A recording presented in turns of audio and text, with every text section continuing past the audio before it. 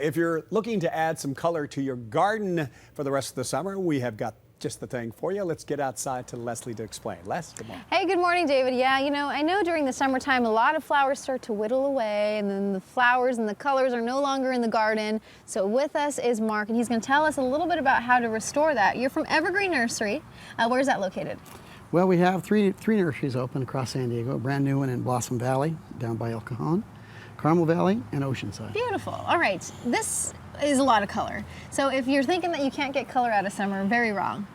Everybody thinks it's excited about color in the spring, and then it all kind of peters out. But there are varieties that do well, especially in the summer, like this periwinkle or vinca. Pretty. These are new offerings, new varieties. There's a lot of breeding in these things, and they come up with new varieties every year. This is the latest one. Zonal geraniums, these things, look at that. Well, they absolutely love the color. We sell many of them in Arizona just because they can take the heat. Another great example would be that go all summer long are these dwarf roses. Dwarf roses, yeah, they're so little and pretty. I love that. Look at that. And Very nice. And you can do baskets. Like this is a regular old, just a basket of summer type color. Those are dahlias and petunias. And as long as you keep watering them, they'll keep having flowers in the summer. Beautiful. Okay, so now these ones, begonias, and I'm looking at another type of begonia you said. Right. This is summer begonias that they work all along the coast. Maybe not so good for the very inland in the sun, but in the shade, even inland. And this is a new variety out called Begonia Santa Cruz. And it's actually a hanging basket. Kind of looks like a honeysuckle, you know, as it hangs like that. And they have flowers all summer long. Pretty amazing. Pretty. So now, if you are trying to reestablish your garden, say maybe get rid of some of the springtime flowers in there, what should you do, or what tips do you recommend? Well, the main thing that people forget is you kind of need to rejuvenate the soil. So maybe some soil prep. Okay. Tear out the old color that's spent. Go ahead and bring in new redwood compost or planter's mix, till it into the soil, add a little fertilizer, off you go. And start planting away. Make it all the way to Christmas. You said, planting these about once a day during the summer? What, water them? No, actually less than once a day. Less than once a day? Sure.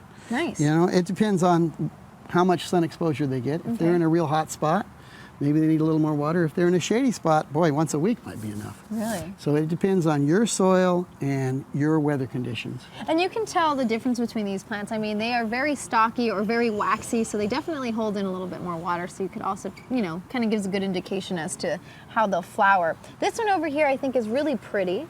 It's yellow, and it just looks like a cluster of happiness. What is it? It's a marigold. I know it. It's gorgeous. I love the marigold. And then around, again, the basket, you can just kind of play around with your marigold. But how do you recommend setting up the arrangement? Something fun in the middle to kind of bring it up, and then maybe something spilling over? Is there any recommendations there? You're pretty good at this. We're going to have to come back and actually make a basket here. But yes, what you do is you set the base of the pot, and then you figure out the colors that you want for your yard. It can be different for every yard. And then you just start to build from the middle out. Okay. Put the biggest one in the middle, and then add around the outside, and when you're done, you get a whole basket. It looks just like that. So beautiful. And then the same type of soil.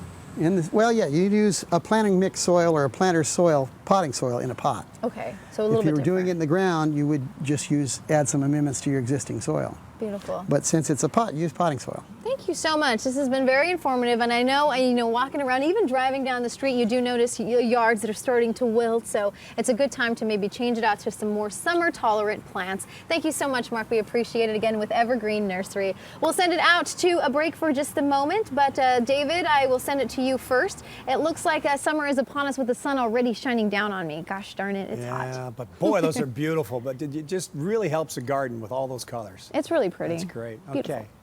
Thanks, Leslie. You're welcome.